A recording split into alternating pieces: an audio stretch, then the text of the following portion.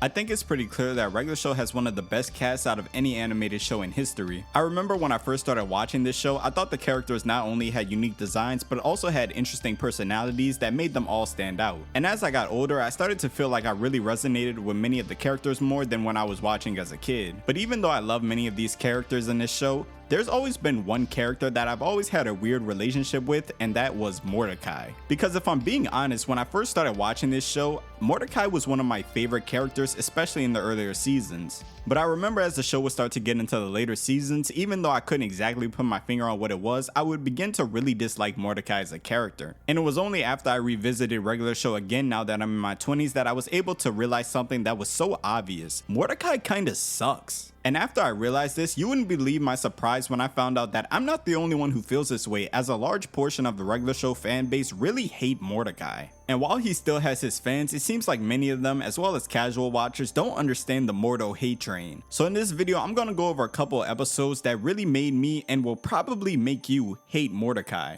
Now, something that gets looked over a lot when people talk about Mordecai's character is just how scummy of a friend he really was. And look, don't get me wrong, Mordecai does have moments where he's actually a good friend. For example, when he won the Excellent Challenge so that he could win the trucker hat for Rigby to get him out of his coma. But while Mordecai does do some big things like this that make him seem like a good friend, a lot of people ignore his day-by-day trash behavior. Let's take a look at how he treats Rigby, for example. And no, I'm not going to use the infamous "I'll kill you" scene from the episode It's Time as a knock against him. Because what a lot of people forget about that scene is while Mordecai did push Rigby off the microwave, Rigby pushed Mordecai first, and Rigby was the reason they were even on the microwave, as Rigby jumped on Mordecai's back as the microwave was warping. On top of that, Mordecai screaming out "I'll kill you" wasn't supposed to be taken serious, as Rigby had told that to Mordecai multiple times throughout season 1. And clearly the instant regret Mordecai had on his face when he saw Rigby fade into nothing showed that he wasn't intentionally trying to hurt Rigby. Or at least he wasn't in that moment, because if we go to the season 1 episode Death Punchies, it tells a completely different story. The episode starts off with Rigby and Mordecai getting a new video game, and obviously after getting the new game, they want to start it up and start playing. And right as the two go to pick their characters, they begin to argue over who's going to be player 1. Both of them want to be player 1 because player 1 has a shovel, while player 2 has a quote-unquote sucky pickaxe. So to settle who gets to be player 1, Mordecai suggests that they both play punchies, a game where whoever punches the other one the hardest wins. Rigby goes first by throwing his punch, which doesn't even faze Mordecai. Mordecai then takes his turn by punching Rigby all the way across the sofa with the biggest smile on his face. Rigby then complains about how it's unfair that every time they have to decide something, Mordecai makes them play punchies because he knows there's no way that he can beat Mordecai. The episode then follows Rigby as he tries to find a way to beat Mordecai in punchies. He then learns a Def Kwon Do technique called the Def Punch and prepares to rematch Mordecai. But Mordecai learns about Rigby's plan and goes to the same Def Kwon Do dojo to learn a technique to keep Rigby from beating him at punchies. The two then have a Def Kwon Do showdown as Rigby uses the Def Punch and Mordecai uses the Def Block. And as you could guess, Mordecai's Def Block cancels out Rigby's Def Punch, leaving them both at a stalemate. But Rigby doesn't give up, continuing to spam the Def Punch over and over to the point where him and Mordecai are in an underground crater with lava flowing in. And while Mordecai is telling Rigby to stop, Rigby refuses until he beats Mordecai at punchies. It's then that we get a montage of Mordecai beating up Rigby throughout the years through several games of punchies. And when Mordecai realizes that Rigby won't stop until he wins a game of punchies, Mordecai lets him win and they both escape. Okay, now, so let's take a look at how Mordecai treats his friend in this episode. So we know from this episode that Mordecai openly acknowledges that Rigby is the weakest person in the park. Because when Rigby says that he can never beat Mordecai at punchies, Mordecai says this: "Dude, you don't beat anybody at punchies." Now from this clip, it's obvious that Mordecai not only knows that his friend is physically weaker than him, but also takes advantage of the fact that he can physically bully Rigby around. Mordecai purposely picks a game that he knows that Rigby could never beat him in so that he can consistently have his way. But not only does he beat Rigby at punchies, he takes joy in the fact that he can physically beat up Rigby. I mean, look at this clip. Does this look like someone who's just playing a game with their friend?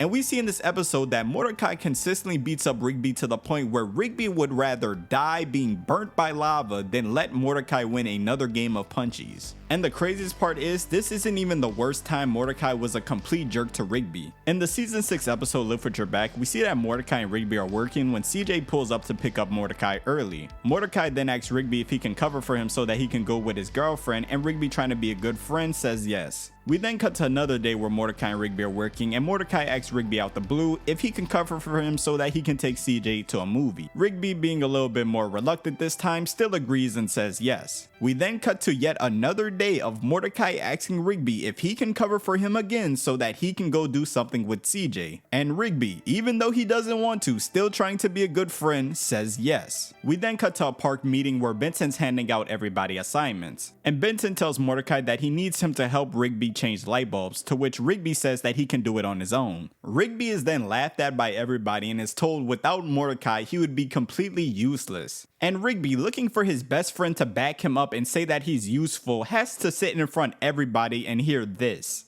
You're basically the opposite of useful pretty much anytime we do anything. But that's not even the craziest part about this moment. The craziest part is when Rigby brings up how he's been covering for Mordecai for almost a week now. Mordecai says this. Well, I mean, it's the least you could do. Like, there's genuinely no way I could be friends with someone after they told me this. Rigby ends up quitting his job at the park and he ends up getting a job at a moving company where you have to lift everything with your back. And even though Rigby does hate the job, he's sticking through with this so that he can get his first paycheck to rub in Mordecai's face to show that he actually is useful. At the end of the episode, Rigby has to move an entire truck by himself to get his first paycheck. And Eileen, who's been supporting Rigby throughout this entire time, brings Mordecai because she wants them to make up. Rigby then begins to argue with Mordecai, saying that Mordecai only uses him and treats him like trash. Rigby, help me get a girlfriend. Let me borrow your time machine, Rigby. Rigby, I found a dumb sweater and I gotta return it. All you do is use me, man. But I never asked you to do those things. And the craziest part about Mordecai saying this is, if you've watched all the regular show, you know that he's lying. Mordecai consistently asks favors from Rigby, and Rigby, oftentimes trying to be a good friend, tries to help Mordecai out. But Mordecai is so self-centered that even when someone is consistently doing favors for them,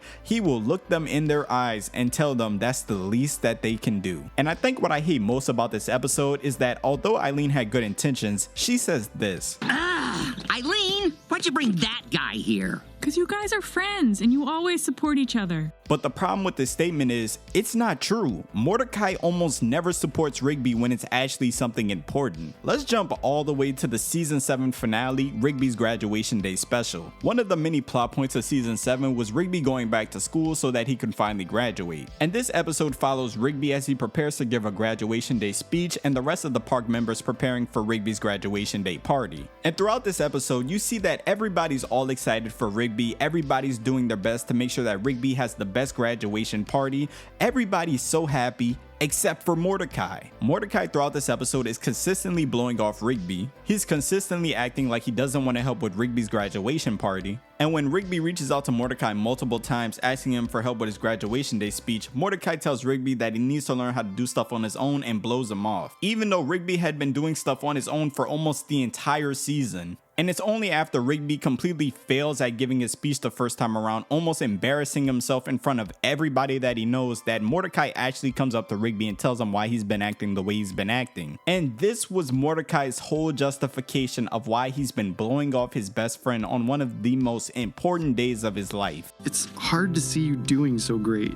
I guess I always kind of liked that I was doing better than you before. Mordecai liked the fact that he was better than Rigby, and when Rigby looked like he was going to be on the same level as Mordecai, Mordecai couldn't handle it. Now tell me, does that actually sound like a real friend, someone that you would want to have around you, or does that just sound like a hater disguised as a friend? Rigby's graduation day should have had nothing to do with Mordecai. It should have been a celebration of Rigby's hard work and accomplishments. But all Mordecai could think about is how it makes him look worse by comparison. But I promise you, this isn't even the best example of how Mordecai will take something that has nothing to do with him and try to make it completely revolve around him. In the season 6 finale dumped at the altar, the episode starts off with Mordecai confused about what to do after he finds out that Margaret has feelings for him even though he's with CJ. Mind you, while Mordecai's focusing on a love triangle, everybody's preparing for Muscle Man's wedding. We then fast forward to the actual day of the wedding and Mordecai's still caught up on his love triangle even though he's supposed to be helping set up for the wedding. Fast forward again in the episode and Muscle Man is freaking out because he says he won't get married until he reads the letter that Muscle Dad wrote for him. Mordecai and Rigby are then assigned to go to Muscle Man's trailer and find the actual letter. And while looking for the letter, Mordecai talks to Rigby about his relationship issues, and Rigby tells Mordecai that he just needs to trust his gut. The two end up finding the letter and rush back to the ceremony to give it to Muscle Man to read. But Muscle Man is so emotional, he says that Mordecai has to be the one to read it to him out loud. And Mordecai does read the letter, which then gives Muscle Man the strength to start the wedding back up again. But before they can continue the ceremony, Mordecai hijacks the wedding by grabbing a microphone and going on a rant about finding his true love and not knowing if his soulmate is even in the audience. Mind you, his girlfriend is literally in the audience listening and watching all of this happen. And as you could guess, CJ gets up and storms out crying. And Muscle Man calls out Mordecai for hijacking his wedding while everybody's looking at Mordecai like the jerk he is. Because this man didn't know which girl he wanted to be with even though he already had a girlfriend. And his best friend Rigby told him to trust his gut. He thought the best thing to do was to hijack one of his closest friends' weddings after reading the emotional message that his dead dad wrote for him for his wedding day. I don't know about y'all, but I don't think it gets any more self-centered than that. Yeah, I'm not gonna lie to y'all, I can't even understand how I used to like Mordecai as a character. And what I think the worst part about Mordecai's character is, he never really gets any real repercussions for the stuff that he does. Like even after he hijacked Muscle Man's wedding, nobody really told him anything. And it's like Mordecai acts like a jerk time after time again, and he just says, "I'm sorry for it," and the audience is supposed to just take that. Look, all I can say is we're Team Rigby over here. But if you made it to the end of the video, please hit the like button as it pushes the content out to more people. And make sure to subscribe and hit the noti bell to be notified when I upload my next video. And until then, it's been your boy CornXV, and I'm off this. Up in this tank, yeah, it's over. Turn on buzz mask up like COVID. Pull up in Rovers, it's over. Bitch, I'm cheese Sosa, this coke. Llama, it can't want no hoes. Bottle, it can't let me pour. High as fun, just like a float. Wanna glow up, let me show you. V long thugs. I don't need no her.